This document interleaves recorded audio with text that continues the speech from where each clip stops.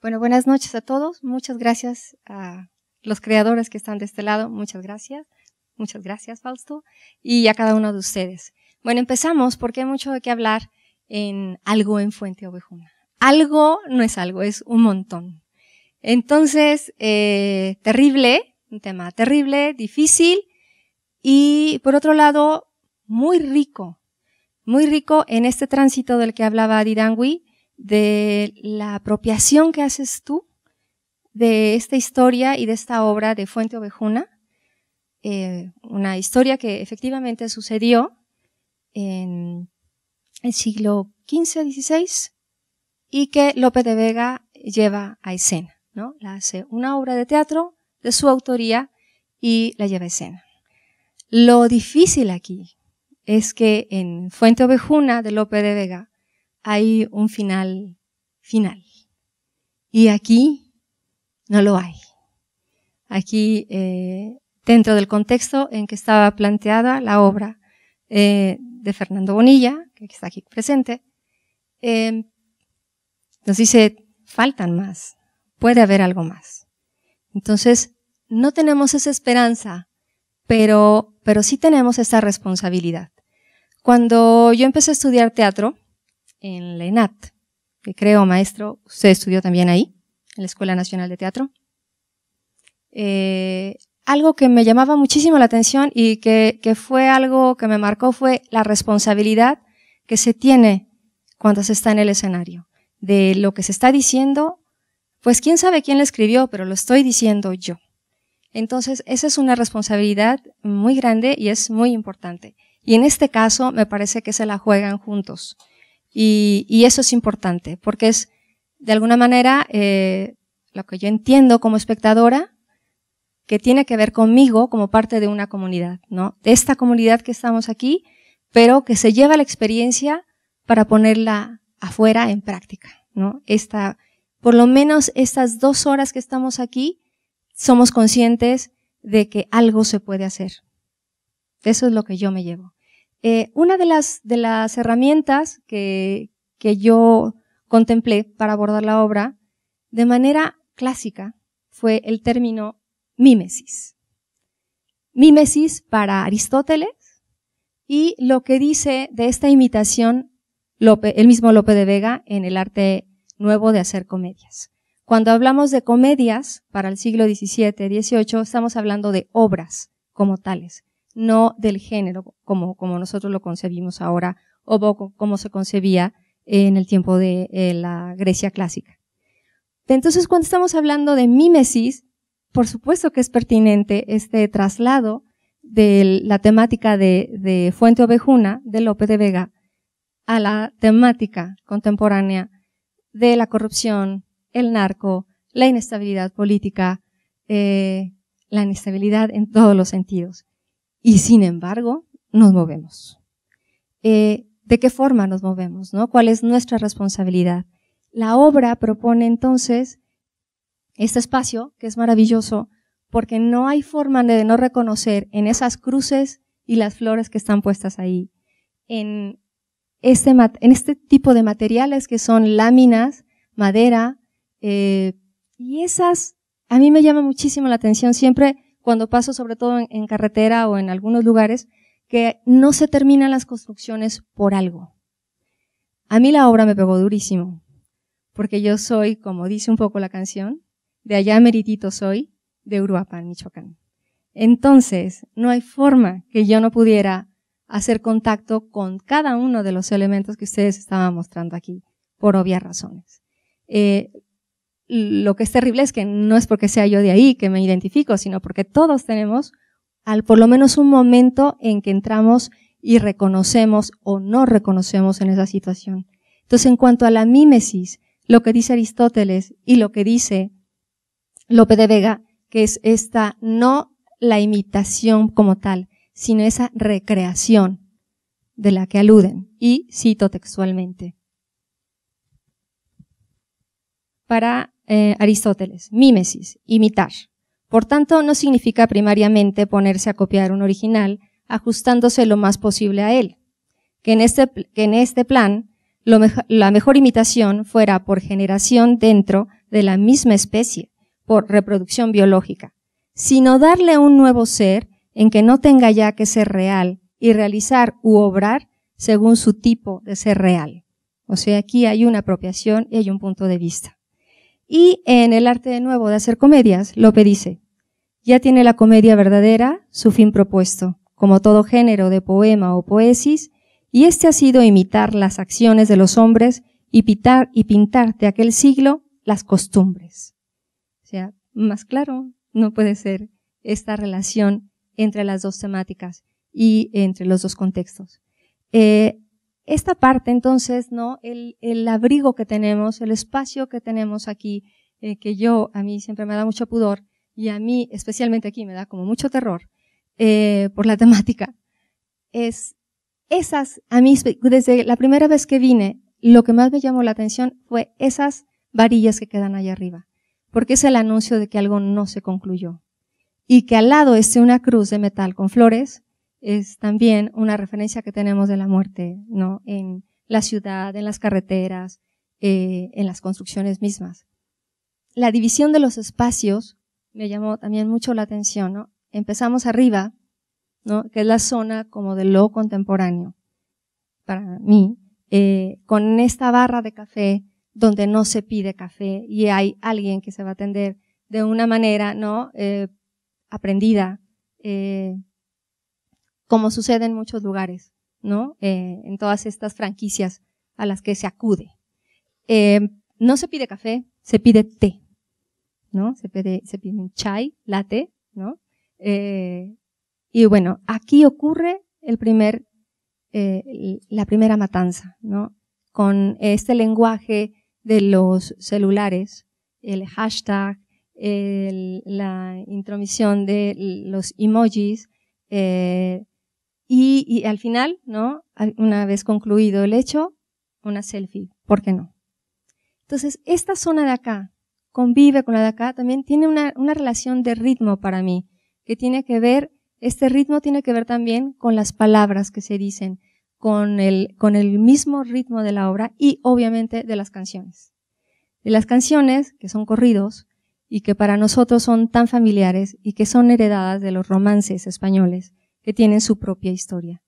Entonces, esta melapopeya, ¿no? Esta dinámica, esta musicalidad que hay en la obra es muy importante. Hay una frase dentro de una obra de Lope, de Peribáñez y el Comendador de Ocaña, entre muchas otras, que va a referir esto del ritmo. Casilda dice, muchas cosas me decís en lengua que ya no entiendo. El favor sí, que yo sé que es bien debido a los vuestros. Quiere decir que a veces el mismo ritmo de la versificación puede que no lleguen todas las palabras porque nos lleva el ritmo, no porque esté mal dicho, sino porque nos enganchamos con el ritmo. Y esta sonoridad a mí me parece contundente. En la mañana aquí hay otro tipo de obra que también está en verso. Y nos pasa, bueno, por lo menos a mí como espectadora me pasa lo mismo. Me voy con la sonoridad, me voy con el ritmo.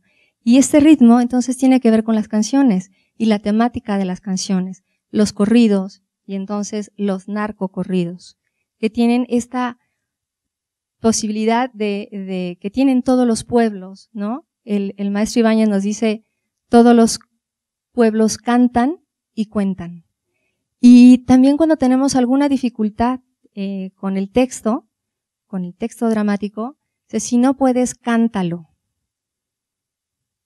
Y eso te ayuda a resolver lo que estás haciendo, ¿no? Y él siempre refiere, canta y no llores. Entonces, esto del canto, que es parte de nuestra propia cultura y de todas las culturas de todos los pueblos, también está presente aquí. Y por eso también nos enganchamos, de manera dolorosa, posiblemente, pero tiene la obra estos maravillosos espacios que nos permiten relajarnos, reírnos a carcajadas y después volver, ¿no? Volver a la realidad, relajarse y volver.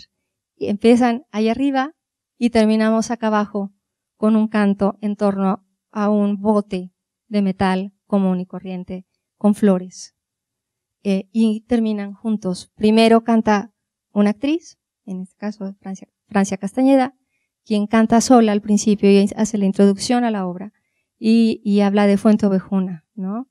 Donde no brilla el sol, tampoco brilla la luna. Donde todos tenemos un pie dentro de la tumba. Entonces, hay este ritmo, a mí me llamó muchísimo la atención esta sonoridad que está presente. Además, en los sonidos que hay aquí, ¿no? Con las láminas, en los perros que están de fondo, mientras las escenas más sombrías comienzan a suceder. Y mientras todo esto sucede, en casi toda la obra está encendido este altar, rodeado de flores, solo al final ya no. Al final ya no hay luz que nos alumbre. Y para mí eso fue muy, muy importante, ¿no? De distinguir como imagen. Si nosotros vemos, ¿no?, las imágenes como una experiencia integral de los sentidos, esta obra obviamente nos atrapa por todos lados, ¿no? Esta experiencia auditiva, ¿no? Las imágenes, el vestuario, los referentes de las flores, la mesa de metal también son, bueno, de lámina, es esta construcción. La sencilla cortina que está ahí atrás, también con flores, los bancos de plástico, ¿no? El cómo se adorna después una fiesta, cómo se prepara una fiesta, como en muchos lugares, ¿no? Dentro de los barrios de esta ciudad también sucede así, ¿no? Cada vez que nosotros entramos a un barrio vemos colgadas estas flores de papel con popotitos de plástico, y eso es suficiente. Me gustó muchísimo cómo cambian estos espacios, ¿no? Cómo hay apenas una pequeña división en cuanto a color, ¿no? Y está el portal aquí presente, donde sucede, ¿no?, esta intercomunicación a través del radio para hablar con el capo, con Fernán Gómez, ¿no?, de Guzmán. El Gómez me llama la atención porque la tuta se apellida Gómez. Entonces, y digo, más conocido, este tipo de relaciones, ¿no? Que de este interior, ¿no?, de este lugar sombrío, sea el fondo también para hacer la grabación de los Reyes Unidos, el otro cártel que va a estar aquí, y que va a estar confrontando al de Calatrava.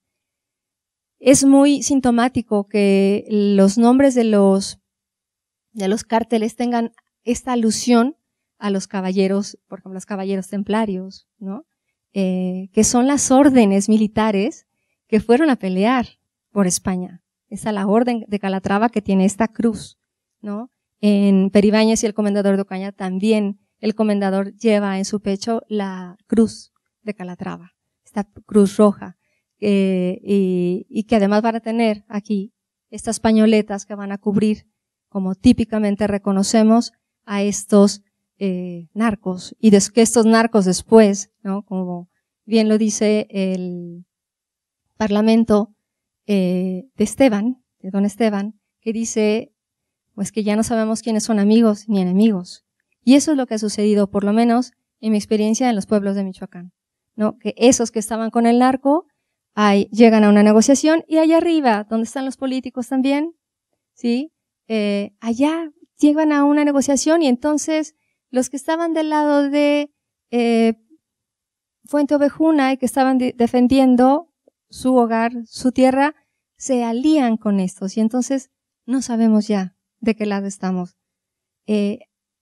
Esta zona de acá otra vez, ¿no?, que es muy interesante el uso de las máscaras, y esta, de nuevo, otra vez con la musicalidad y la sonoridad, el cómo van a gesticular, ¿no? Todo este lenguaje de la oratoria que está aprendido por los políticos, que hay un ritmo, hay una forma de dirigirse, una entonación específica para hablar y para decir cosas más graves. Y eso, ¿no? La forma en que se dirigen entre ellos, ese lugar que antes estuvo ocupado por gente común que está tomando un café, o bueno, un té chai, y que va a tomarse selfies y a comunicarse a través. Eso es interesante, ¿no? ¿Cómo nos comunicamos ahora? A través de los celulares, uno al lado del otro. Y es maravilloso que irrumpa aquí el verso, ¿no? Y que irrumpan estas cuestiones. Las cuestiones del honor, que son fundamentales para la época de Lope, y que es fundamental el honor en quien va a llevar este cargo del comendador. El comendador es el encomendado de Dios. Nada tiene que ver con nuestros gobernantes, como podemos darnos cuenta. Pero a ellos les estamos encomendando nuestro país, nuestro estado, nuestra ciudad, los barrios donde vivimos. Entonces, esta relación me pareció también súper rica en cómo el honor, ¿no? El honor de una mujer, el honor de un villano entendido como un ciudadano de estos lugares, de estos pueblos, como es este de Fuente Ovejuna, va a ser algo fundamental. El honor es el reconocimiento que se logra de los otros, de su propia sociedad. Y antes que perder el honor está la muerte. Entonces, en busca de este honor y en la protección de este honor, va el pueblo de Puente Ovejuna a enfrentar al comendador, y el comendador, afortunadamente, en la obra de Lope, muere y se acaba el asunto. A los reyes no les toca, ¿no? En la historia no les toca más que reconocer que hubo algo que se cobró justicia, que fue una justicia bien cobrada. Nuestra temática, ¿no? Nuestra contemporaneidad es diferente. Estamos además en un tiempo muy especial, muy complicado, y tenemos muchos años de estar muy por una cosa o por otra, no hemos dejado de estar complicados. Entonces, estas relaciones, arriba y abajo, el uso de las máscaras, el cubrirse la cara, y el dar la cara, como lo dan los personajes que están aquí abajo, y que hablan de su propia cotidianidad, y que van a hablar de la defensa de su propia vida después. ¿Cómo es este comendador, ¿no? Este duelo maravilloso que se da entre don Esteban y el comendador. Las pausas, ¿no? Yo adoro las pausas. Entonces, porque ese es el momento en que me atrapan, ¿no? Cuando hay una carga efectivamente, cuando hay una relación que sucede, entonces suceden las pausas. Y yo estoy como espectadora esperando a ver qué dice, quién habla, qué gestos hace. Porque no se trata de hablar todo el tiempo. Y eso es de las cosas que a mí me hace mucho sentido y me llena muchísimo de la obra, esos espacios donde no hay voz sino gestos. Y los gestos son suficientemente elocuentes. En cuanto a la violencia o en cuanto a esta relación, ¿no? Yo la tengo muy clara en este duelo, ¿no? En estas pausas que hay para pedir un cigarro y fumar. Desgraciadamente no vino el comendador para torcer un poco la ley, ¿no? Pero tampoco lo vamos a romper nosotros. Y hablar de ese tipo de cosas, de cómo se rompe la cotidianidad, de cómo se irrumpe en la vida de los ciudadanos, ¿no? En el caso del siglo de Lope y en el caso de nosotros. Entonces, este juego de arriba, abajo, el sonido de los perros, ¿no? El sonido de las sirenas. Yo no sabía si eran las trocas efectivamente las que se oían a lo lejos, como se dice en alguna parte del texto, o son estos helicópteros y aviones que hay, ¿no? Hay un sonido ahí, mientras está esto en penumbras, donde por fin se apaga, ¿no? Ya no tenemos esperanza en la figura religiosa que tenemos al final, pero que también es común, ¿no? En los narcotraficantes tienen su propio santo y lo conocemos.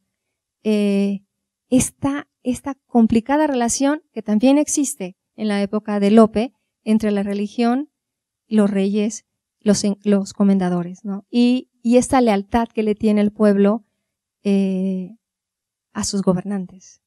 Entonces, de eso queremos hablar un poco más con ustedes, ¿no? De su experiencia, de cómo ha sido la recepción y a mí, bueno, me da un gusto enorme que haya tanta gente que haya venido, que estén agotadas las funciones y que la gente, hola, ¿cómo estás? Se pare, se ponga de pie a aplaudir. Eso no pasa muy comúnmente. Y a mí me da un gusto enorme. Entonces, creo que podemos empezar ahora la entrevista para cada uno de ustedes. Muchas gracias. Para Fernando. De nuevo recito el arte nuevo de hacer comedias y dice, y cuando he de escribir una comedia, encierro los preceptos con 6 llaves. Saco a Terencio y a Plauto de mi estudio para que no me den voces, que suelen dar gritos la verdad en libros mudos. Y escribo por el arte que inventaron los que el vulgar aplauso pretendieron, porque como las paga el vulgo, es justo hablarles en necio para darles gusto. El vulgo aquí no está, o lo vulgar, no está en tono peyorativo. Se refiere al pueblo, ya que el pueblo lo paga. Encerraste con algunos candados, algunos preceptos. ¿Cómo fue esto?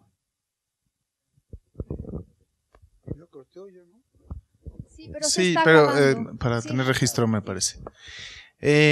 Bueno, sí, trataré de ser conciso. La cita que refieres de López, muy sintomática en cuanto al carácter, ¿no? Lope y los grandes autores del siglo de oro español eran escritores de industria. Lope, bueno, era un monstruo, particularmente un autor muy prolífico. Y además era un escritor al que le tenían mucho recelo sus contemporáneos, y lo criticaban muchísimo, porque era un tipo profundamente erótico y guapo y cogelón y borracho. Y claro, todos los intelectuales le tenían celos. Pero además le criticaba mucho por escribir de manera irreverente, por dejar afuera a los autores canónicos, por romper esquemas y por hablarle al gran público, ¿no? Y entonces, bueno, pues particularmente el proceso de escritura con esta adaptación pues fue fiel a los consejos del propio Lope, y en este caso a él le tocó estar afuera del cuarto. Es decir, no tuve ningún recato en manosearlo y tasajearle la obra, sin el menor respeto. Y creo que esa es la mejor manera de honrar a los clásicos, de respetar su esencia, faltándole el respeto a la forma. Porque bueno, uno de los motores de este proyecto, más allá de evidentemente los intereses sociales y políticos, estaban en abordar desde este absoluto descaro un clásico de nuestra lengua, porque estamos muy mal educados en relación a los grandes autores del español, por lo menos en cuanto a las últimas generaciones, contando la mía, se le suele ver con este filtro de textos acartonados, aburridos, y que se deben montar solamente desde la arqueología prácticamente, ¿no? Y que ya no tienen nada que decirnos, ¿no? En cambio Shakespeare, claro, nos parece fascinante. Pero justo a mí lo que me pasa es que cuando estudio a Shakespeare a profundidad, me doy cuenta de que hay conceptos maravillosos que son imposibles de traducir. Y entonces eso inevitablemente me remite a las grandes obras de nuestra lengua materna, la que hemos mamado, la que hablamos. Y esto pues te lleva a encontrarte con una poesía estupenda, fantástica, y poco estimada. Bueno, para Héctor Bonilla, ¿qué significa esta obra dentro de su carrera? Voy a tratar de no ser muy extenso, pero soy dispersito. ¿Cuántos de ustedes han visto la obra?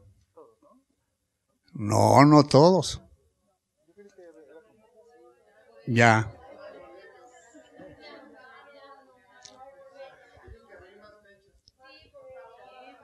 Hagan un change or... No, por nosotros nos quedamos todo el año, pero ahora sí que están en la ventanilla equivocada. Bueno, ahí les veo el choro. Yo ya había hecho Fuenteovejuna, 1968. Yo no sabía, me estoy enterando. 1968, pero no lo estrenamos. Sí, José Luis Ibáñez se rajó. No, es que había peligro de muerte. Íbamos a estrenar en Jiménez Rueda, música de Carlos Lira, gran compositor brasileño. Yo me acuerdo de un versito. Al balde Fuenteovejuna, la niña en cabello baja, la va siguiendo la turba de la Cruz de Calatrava. Es de lo que me acuerdo. Pero era muy bonito. Yo era frondoso. ¿Cómo se llama? ¿Florencia? Laurencia era Julisa. Y finalmente nunca la hicimos. Yo tuve la fortuna entonces de que me salió una horrible película, horripilante. Fíjese nada más, es exactamente el mismo argumento que la película que catapultó a Gael y a Diego, y tu mamá también. Es exactamente el mismo argumento. La hicimos Enrique Álvarez Félix, Amadé Chabot y yo, y la nuestra era una mierda inenarrable. Pero estaba yo en Acapulco el 2 de octubre y no fui a Tlatelolco, por lo cual estoy sumamente agradecido a esa película de Juan Guerrero. ¿Qué es para mí esta apuesta? Pues una respuesta poliédrica, porque por muchas razones estoy aquí. Evidentemente la primera pues no es objetivo. Mi bebé, aunque ustedes no lo crean, este hombre de 2 metros es mi bebé, pues lo amo profundamente, considero que es un hombre muy talentoso y me invita a integrarme a un grupo constituido que se llama Puño de Tierra. Ellos trabajan en conjunto, han hecho varias cosas y yo vengo de extraño pues, pero me invita a participar. La analogía me parece sorprendentemente buena.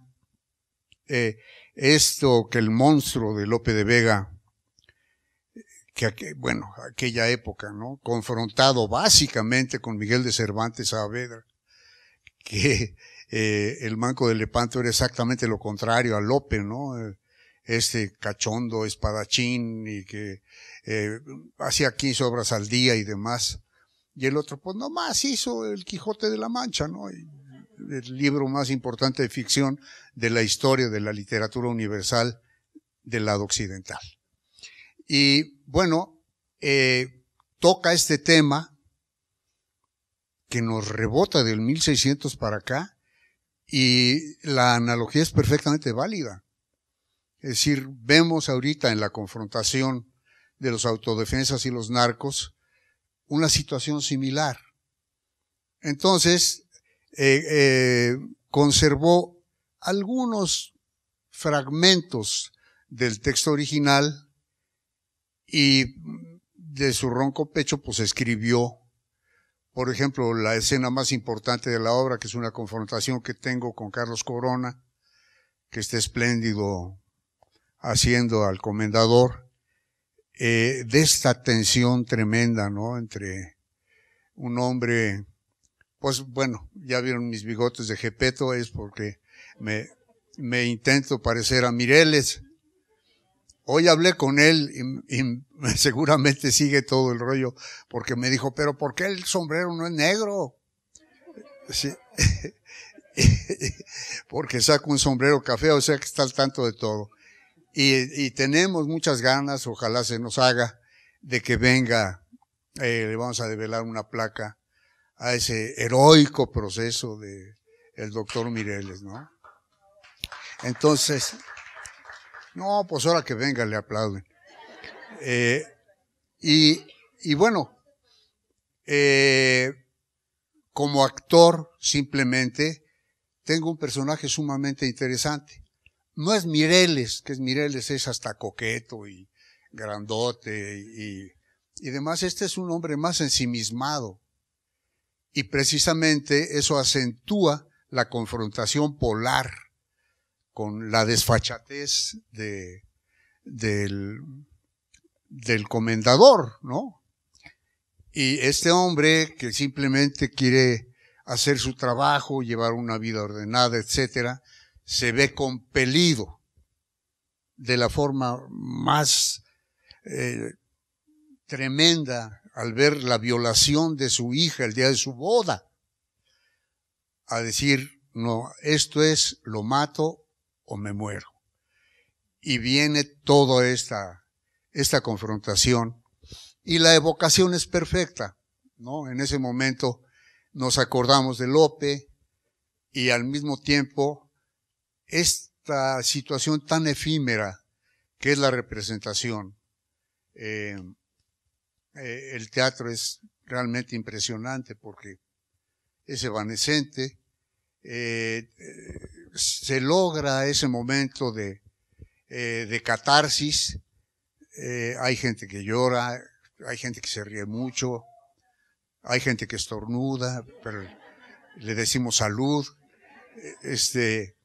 y bueno, creo que es una afortunada representación con un poquito menos de 2 horas de duración, en que se glosa todo eso de lo que estamos platicando. Hay que mencionar la colaboración de Leo Socchi, que es este señor que está aquí, que es un espléndido músico y que en este caso ha puesto al servicio de la obra música ad hoc, ¿no? Yo, por ejemplo, canto una cosa difícil porque es a capela y es como canto cardenche. Entonces se alargan determinadas vocales, no es una métrica como la que conocemos usualmente, pero todo esto no es gratuito. Todo tiene una forma de integrarse a la puesta en escena de Fernando. De la manera más objetiva y sin que me ciegue el amor por mi hijo, creo que es una escena muy afortunada, una puesta en escena muy afortunada. Y pues yo quisiera que se prolongara. No, yo sé que hay compromisos de la UNAM, de gente esperando para entrar a este espacio, pero seguramente se las ingenia para ponerlo en un teatro tradicional, pues con 2 entradas y el público abajo, para poder representar. Yo creo que vale la pena. Y bueno, pues sería, ya me callo el hocico, ¿no? Bueno, la siguiente pregunta es precisamente para Leo, para ti. ¿Cómo fue el trabajo, ¿no? ¿Cómo fue esta participación tuya para colaborar con la obra? Bueno, pues desde hace mucho tiempo el trabajo es muy fluido con Fer, por 2 cosas. Una, porque él siempre tiene mucha claridad de lo que se va buscando en términos de tono, ritmo. Entonces, pues cuando un director llega con esa claridad, para uno como creativo el trabajo se va así, fluye muy bien. Y la otra es porque pues también llevamos muchas obras juntos y hemos depurado ese intercambio y ese fluir, ese flujo de trabajo, ¿no? Y después, pues buscar siempre para una música como, bueno, a mí me gusta, y supongo que eso hacemos muchos, buscar algo que te detone, cuál es esta ventaja comparativa o este pequeño color o esta textura que permeará todo, si es un instrumento, o si es un motivo, o si es un tipo de emoción y así.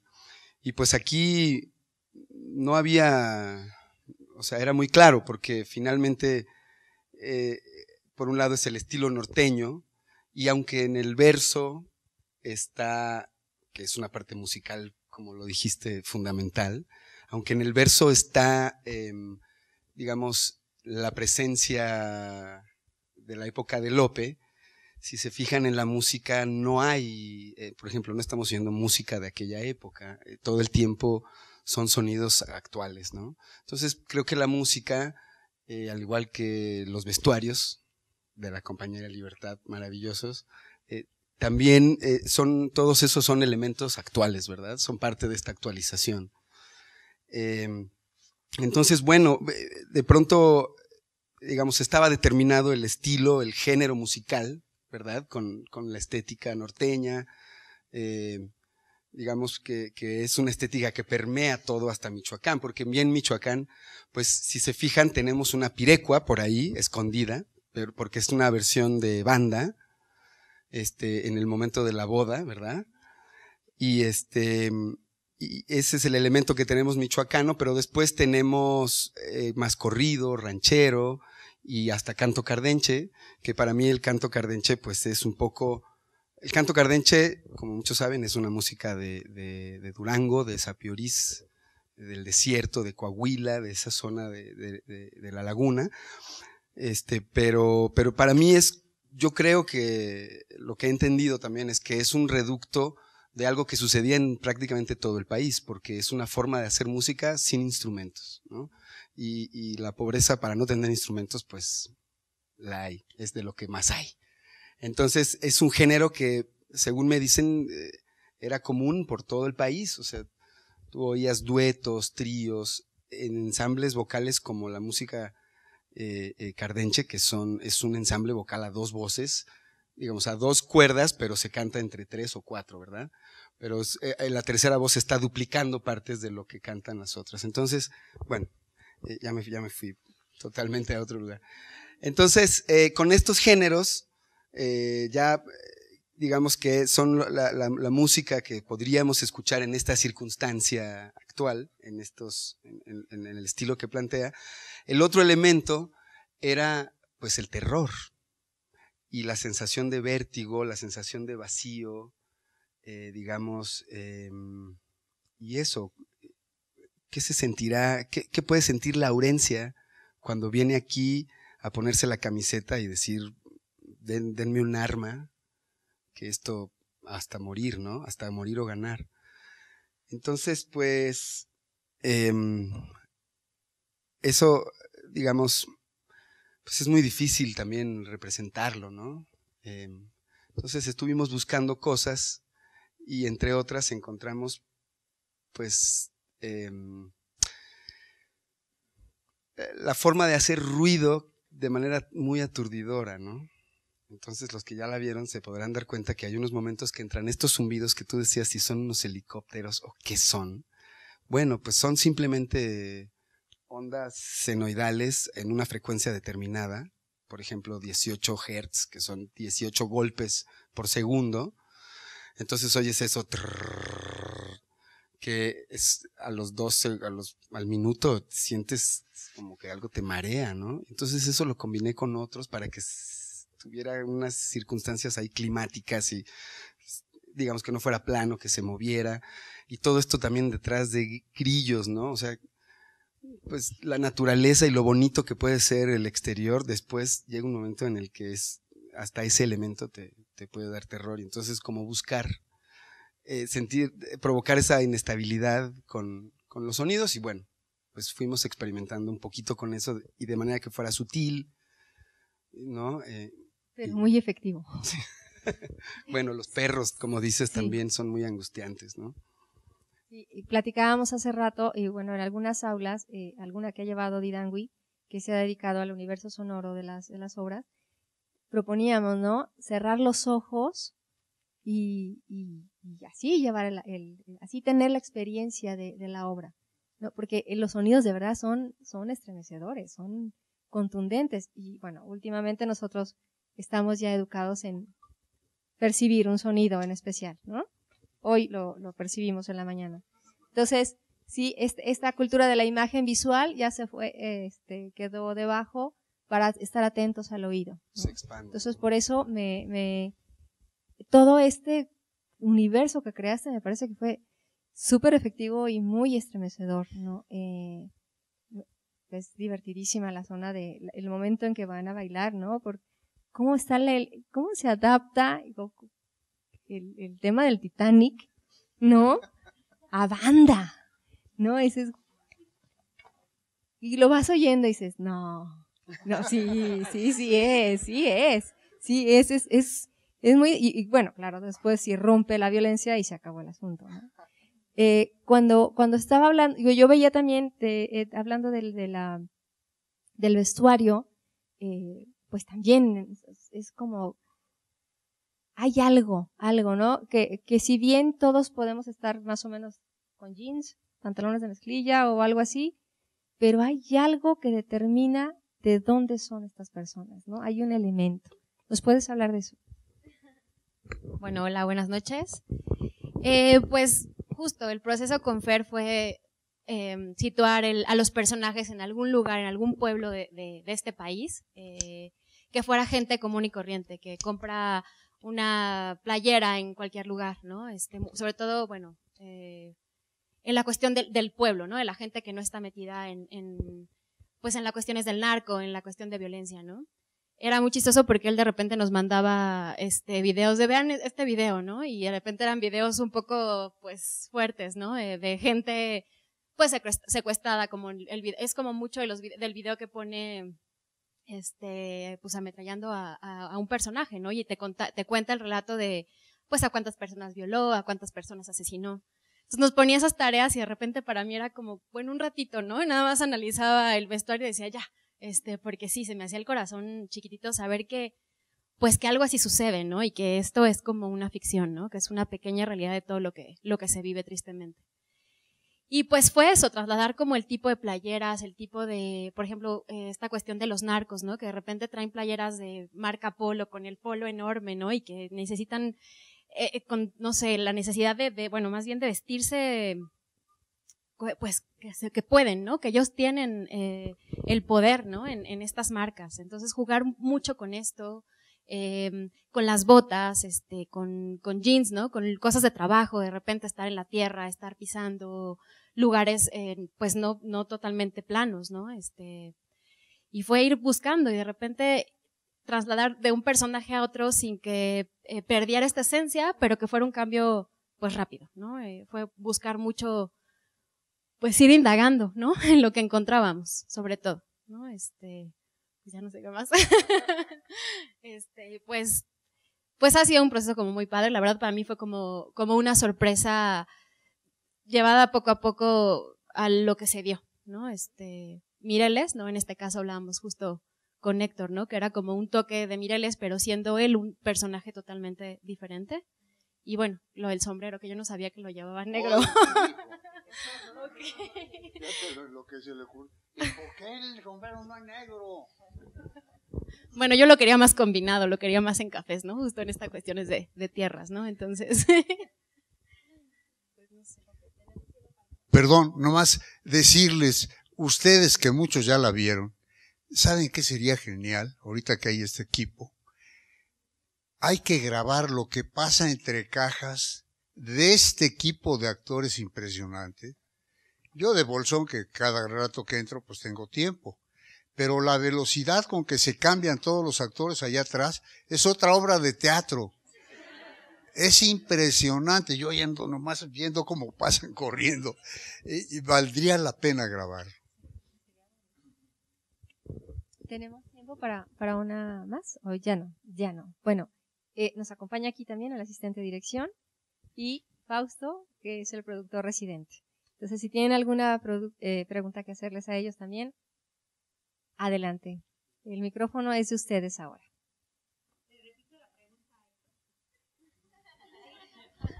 Ya te contesté, Bueno, otra. Héctor, en este momento que estamos pasando por tantas vicisitudes en nuestro país, ¿consideras que tu personaje y lo que hizo tu hijo es algo que tiene que, por lo menos, darnos catarsis al público? Mira, el teatro, desgraciadamente, no repercute como quisiéramos. Imagínate este teatro atiborrado durante la breve temporada que tenemos, caben 80 personas. Es una broma. O sea, una telenovela automáticamente, la peor, tiene un auditorio de más de 1 millón de personas. Entonces, esta difusión es por ondas que se van transmitiendo. De alguna manera es sembrar para que haya el comentario y el comentario del comentario. Pero es una catarsis inigualable en la gente que acude al teatro si se involucra con lo que sucede en escena, ¿no? Complementando, yo creo que en este caso no debemos apelar a la catarsis. Yo creo que cuando se hace teatro político, bueno, todo el teatro es político, montar a oscuras me da risa en un contexto como este, en año de elecciones, pues es tener una postura política, por supuesto.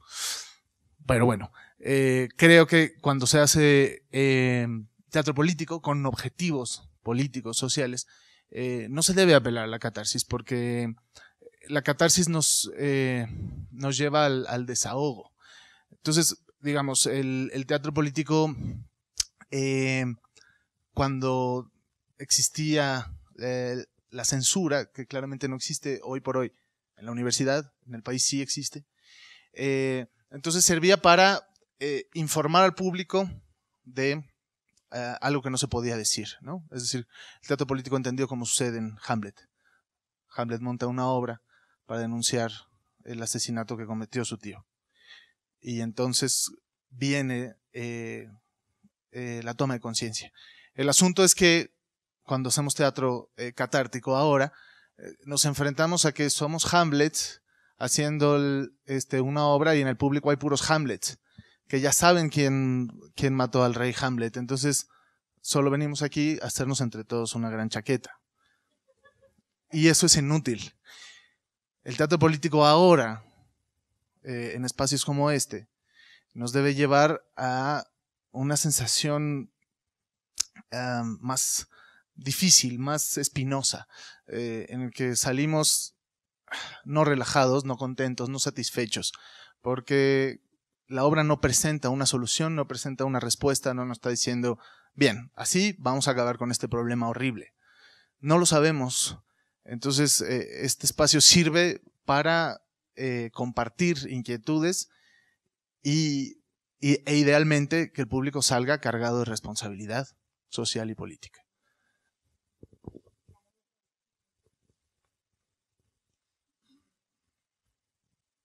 Hola. ¿Cuál es la intención del baile con las cabezas? Bueno, es una escena bastante polémica.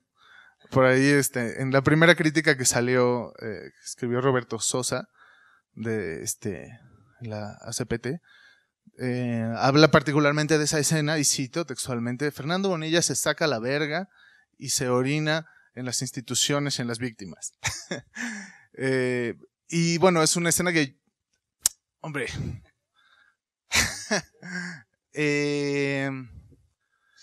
debo decir que es una escena que está planteada desde un rompimiento, por supuesto.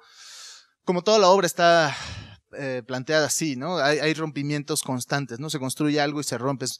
Esta violencia permea todo.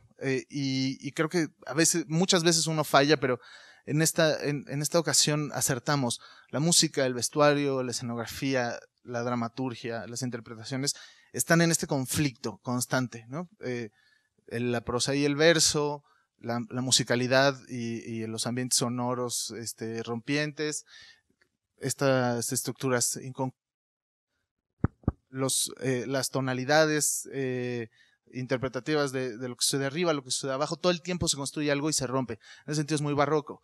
En la estética del vestuario, por ejemplo, no está... yo siempre le insistía mucho a Liber como salpiquemos de fayuca, ¿no? Que haya la gorra de los Dodgers con el cinto piteado, ¿no? Este conflicto que nos lleva a un lugar identificable, natural y violento. Entonces, bueno, de ahí salen las cabezas. De la portada de cualquier periódico, es una imagen que ya ¿no? Es como la imagen más horrible que uno se podría imaginar, y ya hoy por hoy es una imagen cotidiana. Ya no están las primeras planas porque ocuparía las primeras planas todos los días hay descabezados. Digo, o puede ser un colgado de un puente, bueno, sí, todos los días hay portadas así, ¿no? En los pasquines estos, de nota roja, ¿no? Y entonces aquí está abordado desde el humor. A mí siempre me ha seducido mucho el humor negro, y este humor que lleva al espectador a un lugar incómodo, ¿no? Genera situaciones cómicas que llevan al espectador a preguntarse si es correcto o no reírse de esto. Y entonces viene una coreografía super cursi con un vals de Juventino Rosas, ¿no? Sobre las olas del mar, que además el romanticismo mexicano, y entonces bailan con unas cabezas cercenadas, que además son las cabezas de policías que trabajaban para un narcotraficante. Entonces también las cabezas corresponden a víctimas que fueron victimarios. Entonces es una escena en ese sentido cargada de una complejidad que refleja la complejidad en la que vivimos hoy por hoy, porque todos estamos embarrados, todos somos responsables, todos somos víctimas, todos somos responsables de construir esta sociedad.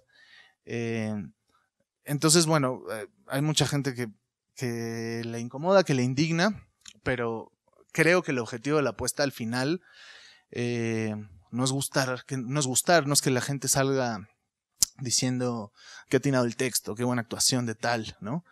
Y creo, una vez más, no siempre lo conseguimos, pero en esta obra lo hemos conseguido. Cuando el actor señala la luna, idealmente el público debe voltear a ver la luna, no quedarse viendo el dedo del actor diciendo, oye, qué bien señala el actor. Y bueno, eso es un ejercicio que los directores comúnmente hacemos, es poner la oreja ahí en el lobby, y eso, ¿no? Normalmente los comentarios son, ¿te divertiste? Sí, oye, esta escena es horrible, lo que sea. Pero aquí el común denominador es, ¿qué mierda qué va a pasar? ¿Qué vamos a hacer? El narcotráfico, la violencia, los muertos, las violaciones, o la noticia horrible que acabe de pasar ese día, ¿no? Diario tenemos algo por lo que indignarnos, ¿no?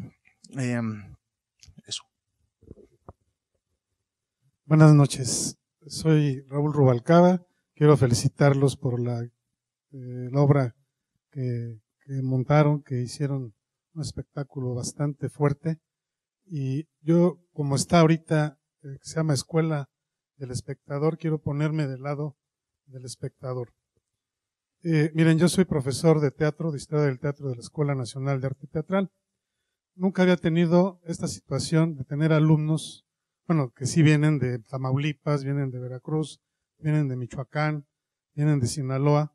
Nunca había tenido la oportunidad de preguntarles profundamente qué hacen en sus estados. Y entonces viene la situación de que viven con los narcos, o sea, convive el narco con ellos, inclusive a veces hasta han trabajado como mulas, o como les llaman, burros, ¿no? Y entonces yo veo dos situaciones. Una, que este tipo de obra que ustedes hicieron con mucho esfuerzo, con mucha tenacidad, mucho estudio y todo, para ellos, el espectador, ya no les interesa, porque ya eso es cotidiano lo que ven. Y por otro lado, tienen un miedo terrible de que acabando la obra vayan a identificarse por ahí los narcos y entonces se los vayan, como tú dices, cortándoles las cabezas o mutilándolos. Y así te lo cuentan los alumnos, así como si nada. Entonces mi pregunta como espectador, ¿qué tan riesgoso sería, por ejemplo, cambiar de teatro? Hace un rato mencionaron que gracias a la UNAM que tiene esta oportunidad de difundir este tipo de trabajo que son espléndidos, pero quién sabe, afuera de la UNAM, cómo seamos o cómo sean recibidos, ¿no? Como tú dices, cada día hay algo nuevo que está pasando. Antier mataron al número 90 de los candidatos que iban a ser un candidato, fue el número 90, apenas en estas elecciones. Y el día de hoy agarraron a algunos del cártel de Tepito. Y entonces andan bravos. Entonces no sé qué tanto, ¿verdad? Como espectadores nosotros tengamos o sigamos teniendo la oportunidad de ver este tipo de trabajos. Muchas gracias.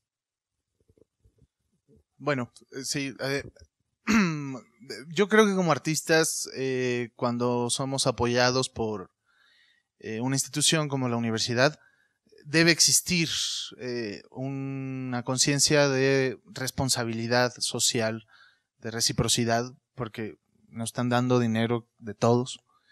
Y creo que lo que corresponde siempre es, y me da mucha vergüenza ver a muchos colegas que ya estrenaron y se olvidaron de esa apuesta y viene a la que sigue, ¿no? Darle vida a los proyectos y romper el círculo endogámico de la cultura.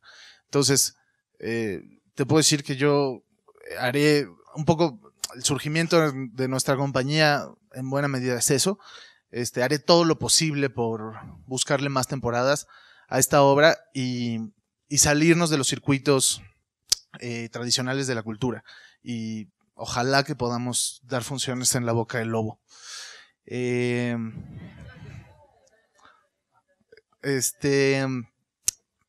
la verdad es que lo estoy adivinando, ¿no? Pero yo creo que si llegamos a tener narcotraficantes entre los espectadores, no lo sé, pero yo creo que no necesariamente se van a sentir ofendidos.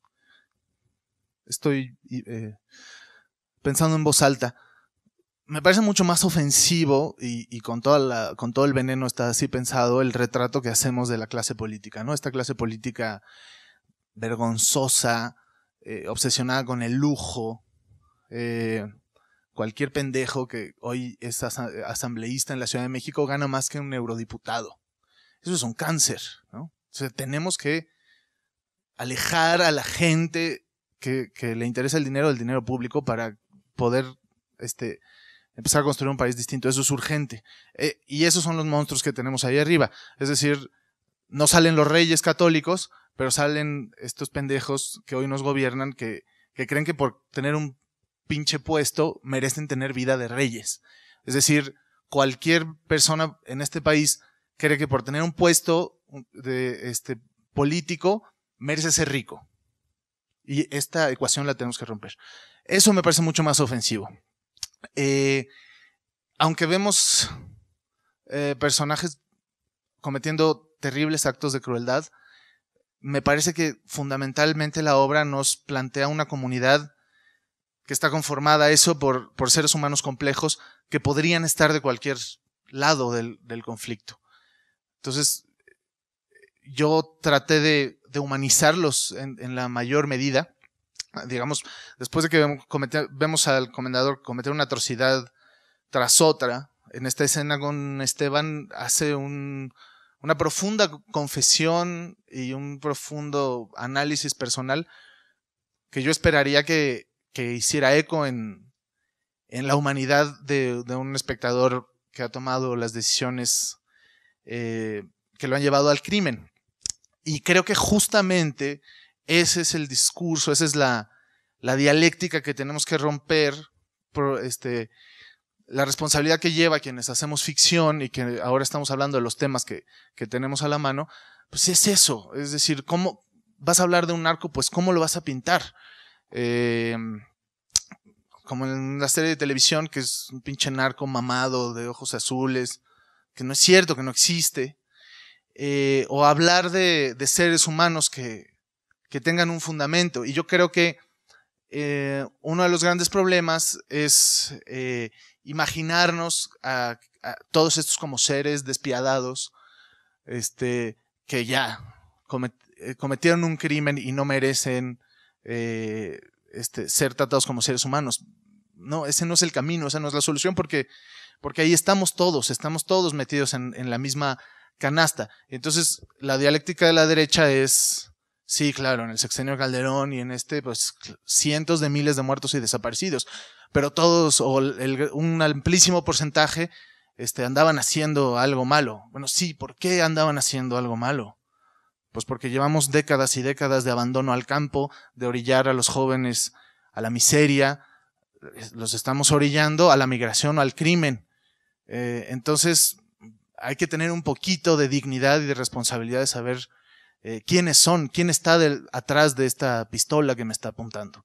Y creo que la obra en ese sentido pretende tender un lazo, y creo que no sería tan ofensivo por eso. Bueno, yo quiero añadir el hecho de que sí creo que si asisten a la representación gente que son muy elementales, mucha gente que no tiene información, en fin, y que el mensaje directo es que perdió el comendador, sí van a decir, espérate tantito, esta gente que de pronto disuelve a una persona y es cotidiano, tiene otra visión, y esta es una obra en pro de que ganaron los que no son narcos, y sí creo que hay algo de peligro.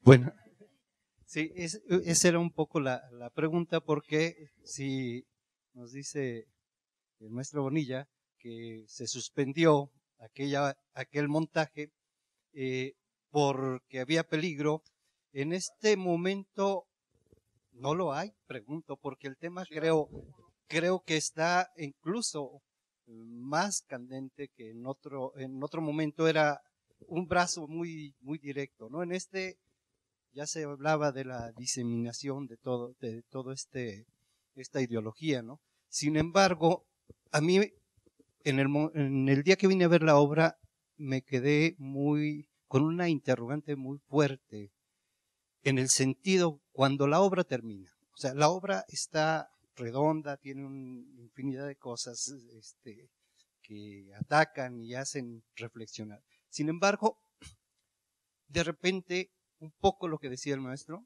sentí como ese aplauso catártico y dije, ¿pero por qué les aplaudimos? O sea, yo lo primero que me indigné fue porque hubo el aplauso.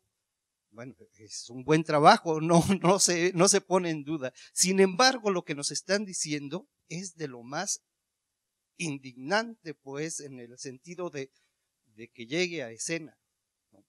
Entonces, yo preguntaba, ¿y qué pensará el público en esta distancia o en este acercamiento de una problemática tan cercana, tan difícil, pero que pareciera que le aplaudimos al actor y olvidamos la problemática que estamos tratando? A mí se me hizo no alcancé a entender esa distancia, que un poco, bueno, ahorita que lo dices, un poco se busca la reflexión, pero al momento vi un aplauso, pues sí, reconocido el trabajo, pero creo que faltó una pausa de reflexión sobre lo que estamos viviendo y viendo.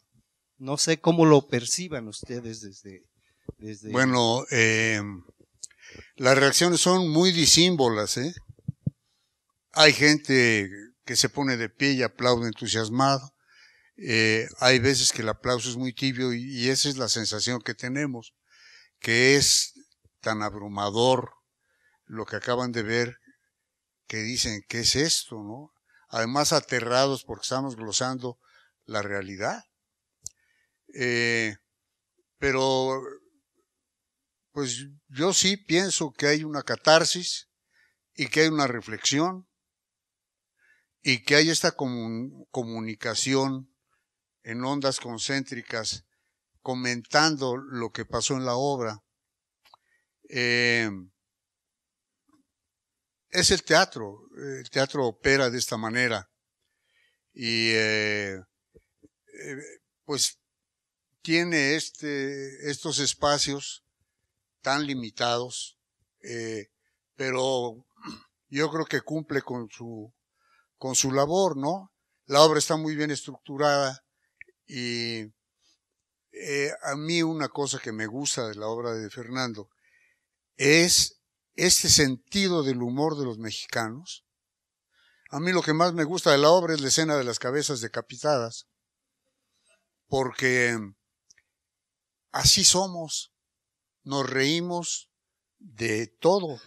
El tatuaje que tiene mi hijo ahí es de una calavera que todos conocemos, por un accidente que no voy a ponerme a platicarles ahorita, pero es este guiño con la muerte, ¿no? Y está muy bien plasmado, es momentos tan álgidos y que nos llevan a guiñar un ojo y a reírnos. La carcajada, el gesto, es una obra muy mexicana esencialmente, ¿no?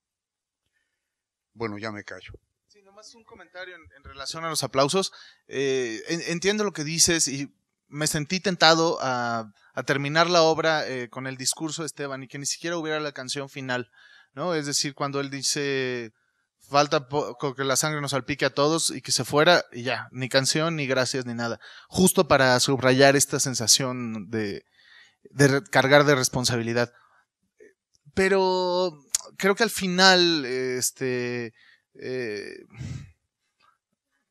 un elenco potente, digamos, con actores que el público disfruta mucho, y de alguna manera creo que es cerrar la comunión de la experiencia teatral, una convención a la que hemos llegado, y que sobre todo me preocupaba que se malinterpretara. Yo ya he dirigido obras en las que no salen los actores a dar las gracias y me he tenido que enfrentar a los reclamos de las mamás de los actores.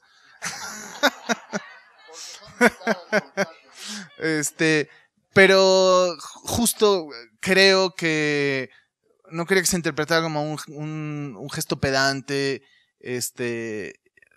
incomprensible de teatro de autor, que no quería que se distrajera el espectador con eso, porque saldría pensando en ¿por qué no salieron a dar las gracias? Más que eso, pensando en lo que creo que debe salir pensando y preguntándose.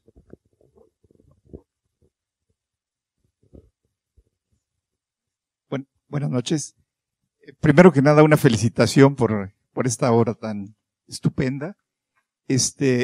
A mí una de las escenas que más me llamó la atención fue precisamente el enfrentamiento o el cara a cara entre el comendador y el alcalde.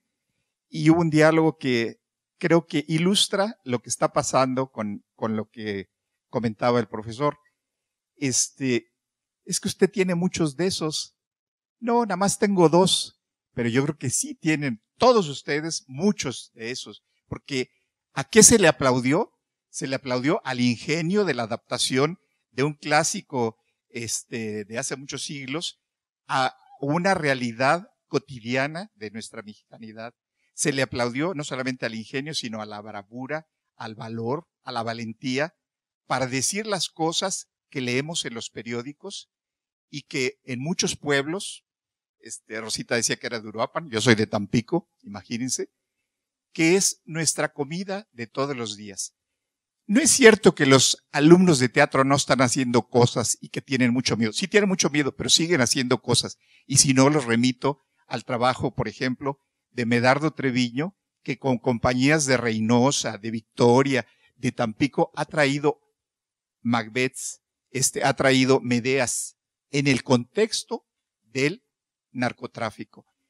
Y esto me hace pensar que también Santander, en su tiempo con el extensionista, tuvo mucho valor y se terminaba con una discusión con el público. Yo digo, ¿a qué horas empieza la discusión aquí? Pero pues la dejaron de tarea mental. Y la verdad, creo que ya se comentaron tanto la escenografía, la música, por todos los lados que se le vea, creo que es un trabajo que merece que no se quede aquí. Y nuevamente, felicitaciones. Bueno, yo estoy asumiendo algo que no tendría que hacer porque no es mi espacio. Sin embargo, en la función que yo asistí, que disfruté mucho, que venía con mi hijo de 18 años, al que lo tocó profundamente, y que creo que le generó eso, la reflexión urgente de la que estás hablando, justamente, Fernando, ¿no? Esa reflexión que me parece urgente. Y sin embargo, nos tocó vivir una situación muy desafortunada a la hora de la salida que me dejó pensando lo compleja que es la sociedad en la que estamos viviendo y la responsabilidad que tenemos también en el teatro para pensar en todos los posibles espectadores. Estábamos por retirarnos de la sala cuando un grupo de adolescentes, porque todos eran, sí, calculo de unos 16, 15 años, se subieron al carro a tomarse selfies. Estaban en una sobreexcitación corporal. Había eso, una sobreexcitación corporal. Que desde el primer momento yo los observaba y me daba cuenta que esa sobreexcitación tenía que ver con lo que acaban de vivir, pero a lo mejor no sabían en dónde acomodarla. Quizá no los estaba llevando como un lugar de reflexión, sino porque a lo mejor su propio entorno social, familiar, no lo sé, no les he enseñado tampoco, ¿no? En dónde colocarlo. La responsable del foro se acercó a decirles que no podían tomarse fotografías aquí y se dio una situación de violencia terrible, ¿no? Uno de los chicos le empezó a amedrentar de una forma de verdad muy violenta, ¿no? Luis Condillo, que somos coordinadores de aquí en la Aula del Espectador, estábamos presentes y pues estuvimos un poco viendo de qué manera podíamos, apoyar, pero sobre todo lo que me impactaba a mí era el cuerpo de este chico sobreexcitado con una violencia tremenda, ¿no? Y era muy fuerte verlo con el mismo lenguaje corporal del comendador. Él en ese momento, su identificación había sido con el comendador, se estaba comportando como él, directamente, ¿no? Todo su cuerpo, sus movimientos, su manera de amedrentar estaba ahí, ¿no? Para mí fue muy fuerte, ¿no? Mi hijo me dijo, necesito un pan, ¿no? Después de eso, porque sí, la sensación, esta sensación en el cuerpo de vacío, ¿no? Que en la obra creo que la había cerrado y se había resuelto, pues en este chico y en el grupo con el que venía no, ¿no? Al grado que empezó a pedir que le enseñaran el reglamento en donde decía que trajera la autoridad superior, que, no, o sea, sí, un chico de 15, 16 años, exigiendo en unos grados de violencia extremos, para imponer su autoridad y para además hacerse sentir como yo soy el consumidor que viene aquí y me tienen que dar lo que yo quiero, ¿no? Era un extremo de violencia el que estaba ahí, ¿no? Entonces, bueno, yo me quedé pensando en que bueno que sí dan el aplauso, ¿no? O sea, de entrada, creo que muy bien. Quizá a lo mejor hasta prolongar un poquito más el momento, ¿no? Me hizo pensar en que a lo mejor no todos los cuerpos estamos asociando la violencia en el mismo lugar, ¿no? A mí me impactó mucho porque salí y dije, ¿cómo es posible? De hecho, creo que el comentario que le hice a Luis fue, ¿cómo después de lo que acaba de ver puede estar haciendo esto, no? O sea, es como, ¿qué puede pasar por una cabeza que después de observar esto, lo que produzca es violencia, ¿no? No, todavía no me logró contestar la pregunta. Y la pregunta es eso, ¿no? Hay un enorme trabajo que tenemos que hacer, ¿no? Creo que es enorme el trabajo que están haciendo, pero híjole, justo, ¿no? Tenemos que lograr no sé cómo infiltrar de maneras todavía más potentes y poderosas, como para que desde que se llegue al espacio del teatro se sepa que se puede transformar, ¿no? Y no solamente detonar, ¿no? Creo que en gran parte de los cuerpos su obra logra transformar y llevar a la reflexión, pero justo hablando un poco de lo que preguntaban, ¿no? Quizá no en todos esos cuerpos, y entonces sí creo que sí hay un peligro latente, porque efectivamente estamos todos ya con los planos confundidos, ¿no? O sea, el cielo y la tierra, y ya estamos en una confusión de planos. Me preguntaba también viendo a los políticos, esta división tan tajante entre los políticos y los narcos, de repente decía, sí, ¿no? Sí, la figura del político también es la del narco, ¿no? En este país, como lo puede ser la figura del señor de la tiendita y como lo puede ser mi mejor amigo. Entonces, bueno, nada más. Bueno, sí, yo el día del estreno les dije en el camerino, a los actores. Yo llevo 4 años trabajando en esta obra. Llevamos ensayando desde el año pasado. Y el trabajo de todos los creativos, el trabajo de la universidad, el trabajo de la planta técnica, el trabajo de todo el mundo, solo es la mitad de la obra. La otra mitad es la experiencia que cada uno de los espectadores se lleva. Es tan importante como ese 50% como el que está de este lado del escenario. Y en ese sentido, hacer teatro implica una muy fuerte dosis de desapego, de saber que no puedes controlarlo todo. Una película es mucho más concreta, pero una obra de teatro es irrepetible, es única, y es como un río en el que no te puedes bañar 2 veces, ¿no? Y en ese sentido, las reacciones de los espectadores son muy diversas, y creo que pues uno tiende aquí una serie de cuestionamientos, de emociones que no sabemos de qué manera serán recogidos por el espectador. Yo he tenido, me sorprende esto que relatas, ¿no? Pero me ha pasado también, yo no vengo a todas las funciones, solo venir una vez a la semana, ¿no? Pero supongo que la semana pasada fue que iba a empezar y se estaban peleando por el lugar 2 personas, porque uno fue al baño y entonces apartó el lugar con la camisa y entonces llegó el otro y se empezaron a pelear mucho. Digamos, ya estaba a punto de terminar la función y entonces el público les gritaba, bueno, no, los callaba y entonces uno dijo, yo soy maestro de la universidad y en fin. Y entonces terminó la función y yo estaba ahí como espiando. Terminó la función, aplaudieron y tal, y siguieron discutiendo. Y yo dije, esta mierda no sirvió de nada, ¿no? Hay que tirar a la basura la obra.